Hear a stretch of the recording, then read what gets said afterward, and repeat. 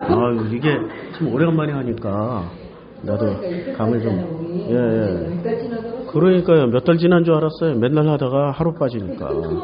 자, 이제 22장 7절, 창세기 22장 7절에 이삭이 그 아버지 아브라함에게 말을 해요. 내 아버지여 라고 하니까 아브라함이 내 아들아 내가 여기 있노라. 그러니까 내 아들아 내가 여기 있노라. 이 대화가 나는 굉장히 이상하다고 생각해. 이삭이 이르되 불과 나무는 있거니와 번제할 어린 양은 어디 있습니까? 라고 얘기할 때 아브라함이 솔직하게 얘기를 해줘야 된다고 생각을 해. 근데 아브라함은 목적을 위해서 중요한 정보를 숨기고 있는 거야. 아들한테 이걸 동의와 양해를 구하지 않고 목적을 위해서 수단과 방법을 가리지 않는 거야. 그러니까 이 장면만 놓고 보면은 아브라함은 아직도 거듭나지 못한 거야. 하나님은 어떤 하나님이 말하면 반드시 지켜야 되는, 그러니까 왕과 신하의 관계로만 생각하는 거야. 아니면은 주인과 종의 관계. 하나님이 아니라 아버지라고 생각하면은 아버지 어떻게 손자를 바치겠어요? 그렇다고 나를 바칠 수도 없잖아요, 아버지. 이게 정상적인 부자 관계 아니잖아요. 이렇게 말씀하신 데는 어떤 이유가 있을 텐데 내가 많이 부족하면 좀 더 다른 방식으로 좀 해주시고 또 내가 더 부족하면 더 꾸짖어 주세요. 이런 방법은 아니잖아요. 이런 얘기를 할 수 있는 그런 구조가 안 갖춰진 거야. 신앙생활이 아닌 거야. 이거는 그냥 종교생활이야. 상하관계는 종교생활이라고, 수직관계는. 그런데 수직관계, 상하관계를 우리는 지난 갈라디아서를 통해 가지고 무수히 봤잖아요. 바울은 수직관계야. 수직관계를 가르치고 있는 거야. 그러니까 내 아들아 그리고 내 자녀들아 이렇게 얘기를 했단 말이야. 갈라디아에서도 내 자녀들아, 자녀들에게. 그러니까 자기가 전도한 사람은 아버지와 아들인데 이게 수평관계의 부모 자식 간의 관계가 아니라 수직관계. 그러니까 바울 자신 또한 결혼도 해보지 않았고 또 바울의 부모랑 어떻게 살았는지 그런 배경 안 나와. 예수는 다 나오잖아. 베드로도 마누라랑 같이 살았던 어떤 라이프 스토리가 있단 말이야. 그리고 야고보나 요한도 자기 부모 세베대 그리고 그 엄마가 어디까지 따라와서 막 그냥 아들을 위해서 하나는 좌하고 천국에 가면 하나는 좌하고 하나는 우하게 해주세요. 이런 식의 가정 배경 스토리가 다 나왔다고. 12사도들에게는. 근데 바울은 딱 바울 하나만 나와. 근데 이 바울만 가지고 판단을 하면은 상하 관계밖에 없어. 그러니까 지금 현재의 아브라함 수준이야. 그리고 상하 관계에서 목적을 이루기 위해서 정보를 숨겨. 그거는 자신감이 없다는 거야. 목적을 이루려면은 자신감이 있으면 여기 다 설명을 해줘. 수가 많은 사람은 다 설명해줘. 근데 수가 하나밖에 없는 사람은 숨겨. 그러니까 내가 얘기했잖아. 어떤 사람이 제일 무섭냐면은 한 가지만 아는 사람. 수십 가지, 수만 가지의 방식을 알고 있는 사람은 안 무서워. 이렇게 돌려치기도 하고 저렇게도 타협하고 이렇게도 얘기할 수 있고 이 방법 안 되고 저 방법 수없이 이런 사람은 절망을 안 해. 수가 많으니까. 한 가지밖에 모르는 사람은 절망한다고. 어쩌면은 하나님이 이 한 가지밖에 모르는 아브라함의 성품을 알아가지고 너 절망의 끝자락으로 한번 밀어넣자라고 해서 이렇게 하셨을지도 몰라. 아마 이런 의도가 있지 않으면은 나는 다른 식으로 생각할 수가 없다고. 왜냐하면 성경은 현실이기 때문에. 성경은 죽어서 깨닫는 어떤 책에 대해서는 늦는다고. 현실적으로 현실 안에서 해석을 해야 된다. 안 그러면 신비주의가 끼어들거나 안 그러면 여기에 이혼론이 끼어들어가지고 정말 해석하거나 이해하기에 불가능한 책이 되어버린다고요. 현실로 깨달아야 돼. 현실로 보니까 아브라함은 수가 하나밖에 없어. 그러니까 똑같은 수밖에 못 써.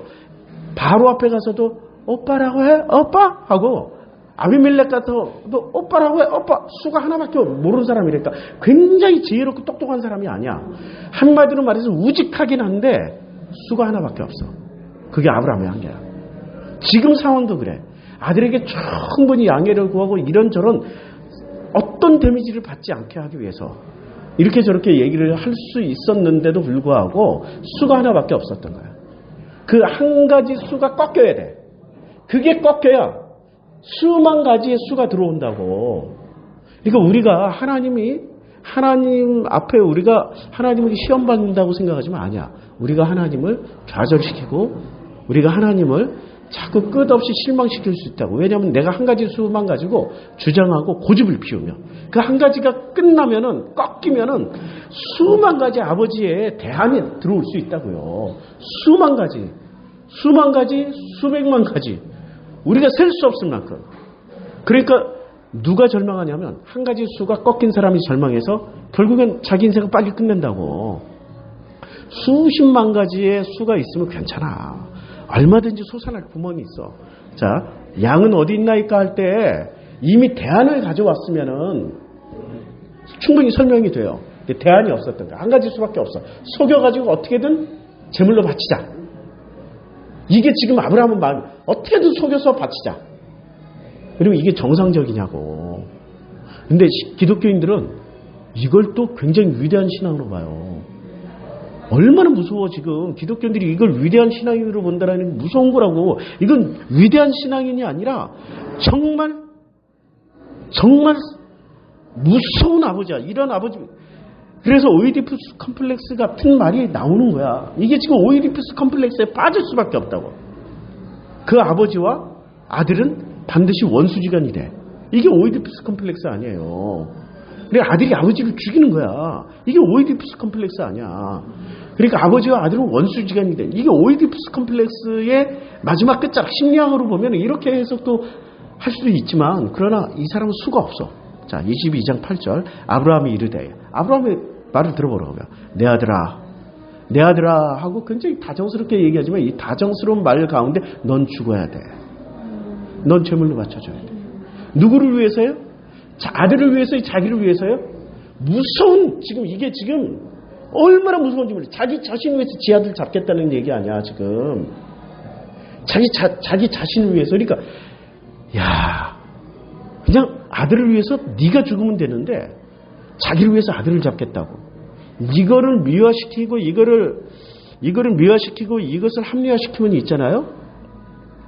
반드시 흰놈의 골짜기에서 자기 자녀들을 항아리에 넣고 불에 태워 죽여 제물로 바치는 타락한 이스라엘 백성들의 길로 간다고. 그러니까 이 자손들이 그 길로 가버렸잖아. 아브라함의 자손들이. 아브라함이 지금 여기서 이 뻘짓을 하는 바람에 그 후손들이 그 길로 가버린 거야. 너무 안타까워. 근데 이런 건 비판할 건 비판을 하고 넘어가야 된다. 목사님이 성경을 비판하면 돼. 성경 비판하라고 주는 책이 아니야. 비판하고 그 사람을 무조건 신뢰하고 따를 게 아니라 이런 사람인데도 불구하고 하나님이 품으셨구나. 와, 이렇게 사악한 놈인데 품으셨네. 이런 하나님의 은혜를 보시자고. 하나님의 은혜를 보자고 하는 거지. 자꾸 사람을 미화시키는 쪽으로 성경을 해석하니까 이스라엘 백성들처럼 흰놈의 골짜기에 자기 자식을 넣어서 산채로 넣어서 태워 죽이는 거야. 얼마나 잔인해. 산채로 불에 들어가는 거야. 그 아들이 막 그 자녀들이 울부짖고 살려달라고 그러는데 그런 짓을 왜 저질러요? 아브라함이 했으니까. 그걸 순종이라고 생각해버린 거야.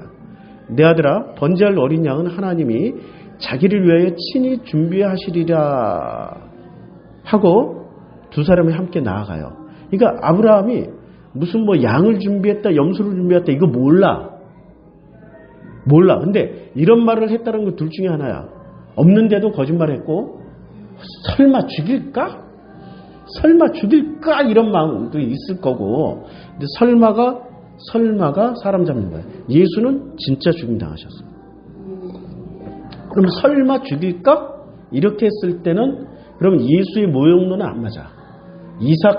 지금 이삭과 예수의 십자가 사건하고는 안 맞는다니까. 설마라고 했기 때문에. 그러니까 모형론으로는 이렇게 맞지 않는 모형론이라고 얘기해요. 근데 이걸 가지고 예수를 예표했다고 그렇게 얘기를 하는 목사들은 뭔지 모르겠어. 그러니까 이 본문을 그냥 하나씩 이해를 해가면은 우리가 알고 있는 교리가 얼마나 엉터리인지를 다 알 수 있다고요. 그런데 이런 교리들을 하나도 살피지 않고 자기 추측이 옳다라고 밀어붙여요.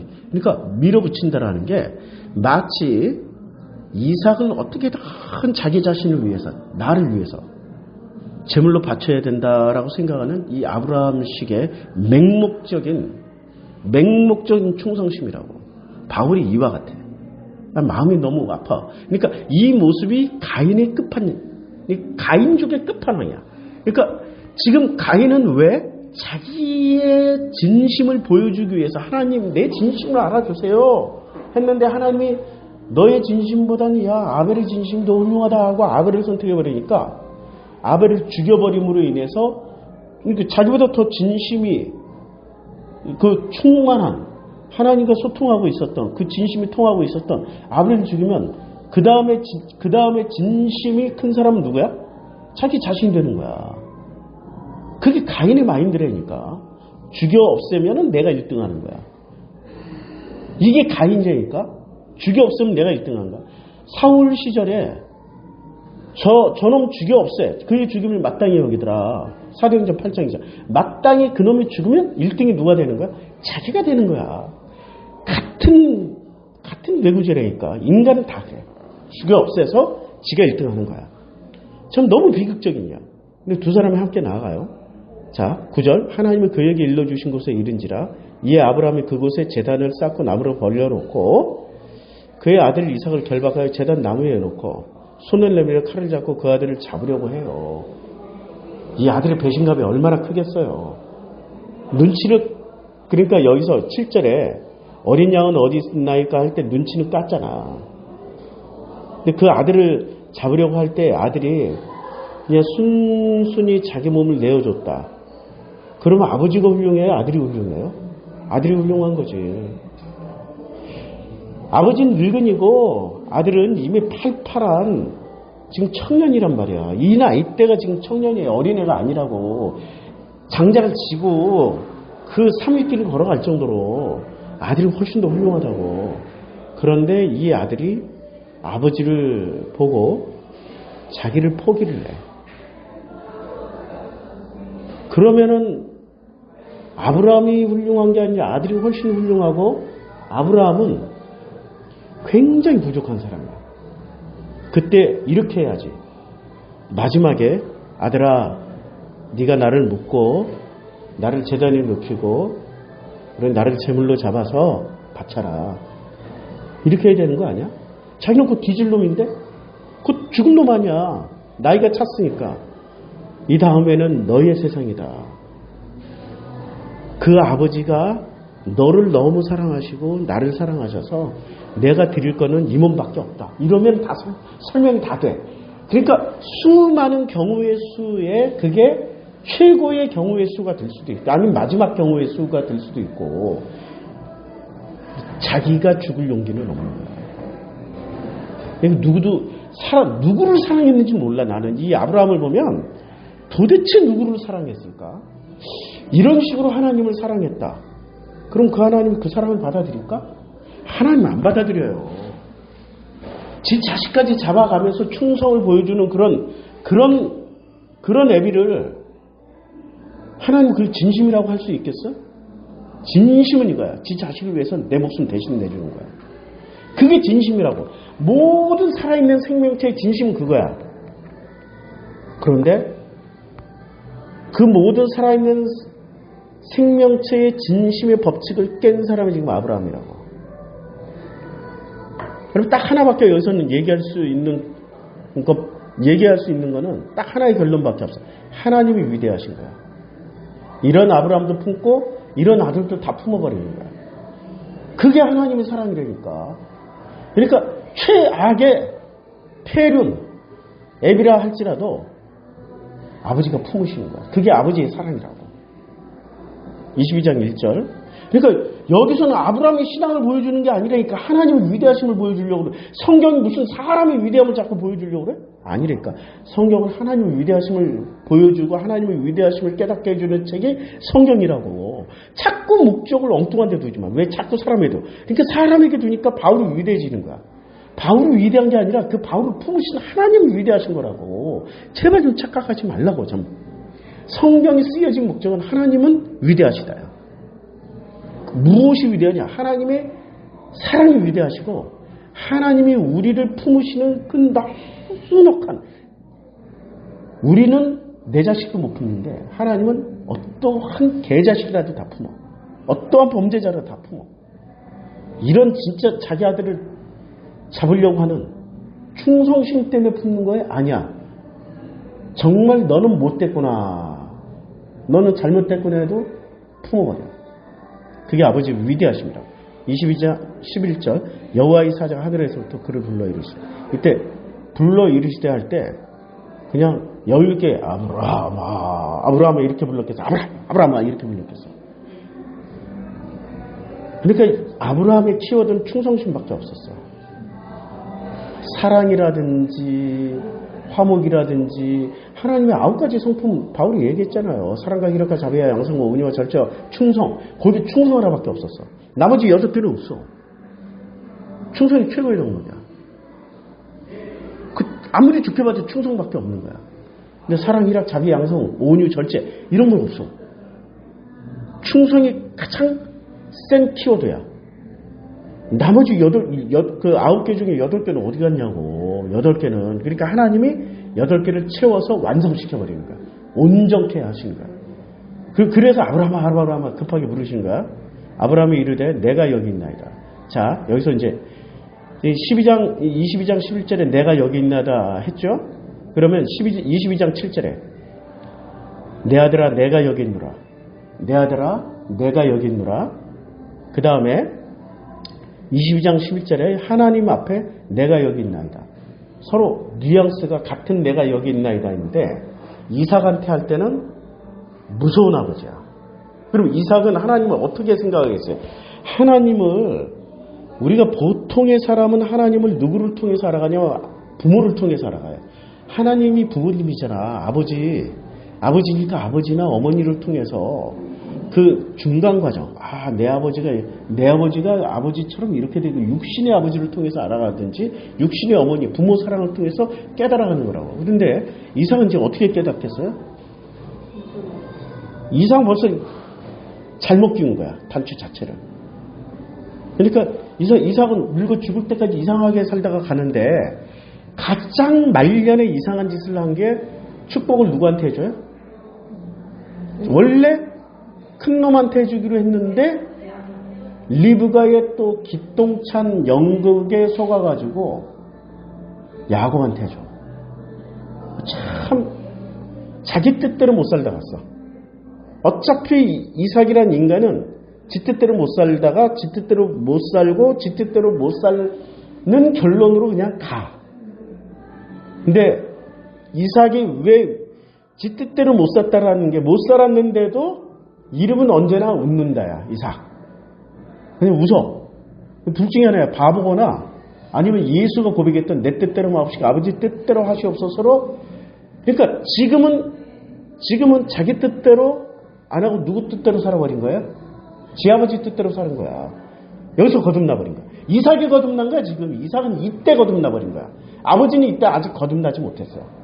거듭나지 못했다는 게 그 이유의 스토리를 보면 알아. 계속 나와.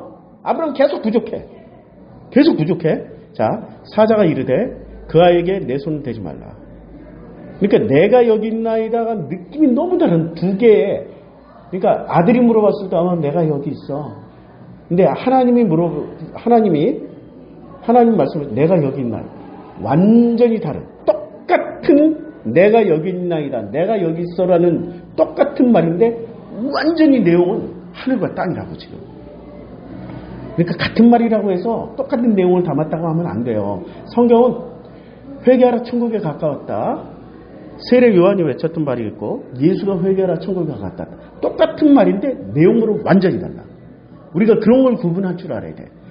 바울이 했던 말 그리고 사도들이 했던 말 중에 똑같은 말들이 있다고.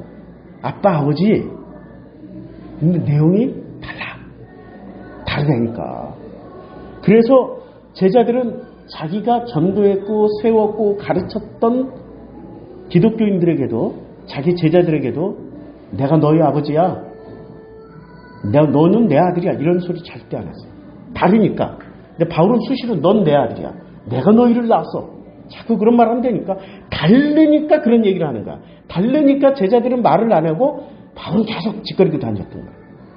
12절 여기까지 이제 11, 내가 여기 있는데 11절까지 하고 12절은 또 이따 쉬었다가 하겠습니다. 여기 20분 했으니까.